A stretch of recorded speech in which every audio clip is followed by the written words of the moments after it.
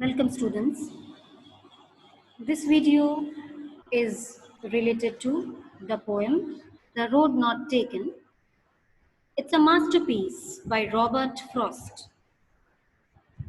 The Road Not Taken. The title relates to our life. This poem portrays our thoughts and emotions about that particular choice which we had not made at a certain point in our life. So, the choice not made in our life is the road not taken. The poem begins with the poet standing at such a point in the forest where he can see a single road diverging, that is, separating and taking two different directions. Let's see the first stanza. Two roads diverged in a yellow wood, and sorry, I could not travel both.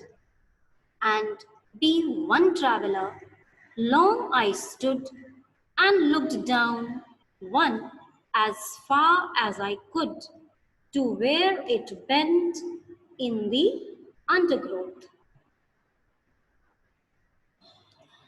So, the poet is standing at a point in a forest where a road is diverging and the trees are covered with yellow leaves, denoting the autumn season.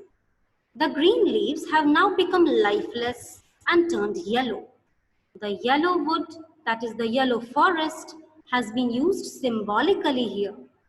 The forest refers to a world full of all sorts of people, while yellow leaves, which are withered, symbolize the people who are aging and withering out. The poet feels sorry for himself because he is alone and cannot take both the roads, but just one road at a time. That is, he can go with just a particular option.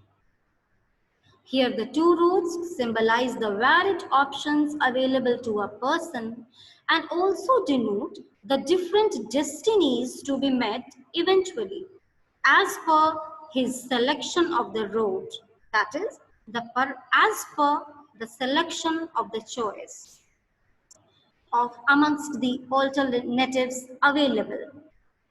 The poet stood at the divergence in a dilemma. He stood there wondering which way to take, which path would be comfortable and suitable and fruitful for him. He observed both the roads and could see that one road curved amongst the trees and shrubs and finally disappeared into those undergrowth. The other road seemed just as beautiful and grassy as the first one. It seemed to have been traversed by people as much the same as the other one. In our life too, every alternative we have before us seems to be as lucrative as the other, and here the decision making becomes tough. Yet, an individual at this point of time must use his intellect, be confident, listen to his heart, and select wisely. The poet decides to take the second road, knowing very well that this particular choice will definitely change his destiny. Though on the second road, fresh grass was visible, denoting that it had not been used much. But when he continues his journey on the second road, the poet gains the knowledge that against his thoughts, this road indeed had been used, had been traversed by people as equally as had the first road been. A unique idea is expressed in the line because it was grassy and wanted wear. In the second stanza, the idea is that the path has a desire of wanting wear, that is, wants to be traversed by people. Being a non-living thing, a path has desire. Interesting, isn't it? Here, the poet has used the poetic device personification. This figure of speech enables the poet to provide human attributes, human qualities to a non-living thing. The third stanza. And both that morning equally lay in leaves, no steps had trodden black. Oh, I kept the first for another day, yet knowing how way leads on to way, I doubted if I should ever come back. In the third stanza, the poet elaborates his observation, that both the roads lay in yellow leaves equally. He considered himself the first person to travel on that second road, the road of his choice, because if any other individual would have done so, his steps would have definitely crushed those leaves, those yellow leaves, and those leaves would have turned black. He says that he left the first way. He rejected the first way, thinking that he'll walk that way, walk that path some other day. As the immediate next thought, the poet seems to regret his decision because he wonders whether he would ever be able to return through the same road and would again get an opportunity to take the choice rejected earlier. He says that he knows very well that one way leads to another and the journey continues, and no one can enjoy the privilege, the opportunity to go back to the point where he started and restart his journey in any direction, in any other direction. It can be portrayed as a rule of life that every step ahead in the direction of the choice made leads to several other options and yet another wise selection, and the journey goes on and on. But in no way can an individual enjoy the privilege to be permitted by nature to choose the alternative that he had once left or rejected. The last stanza, I shall be telling this with a sigh.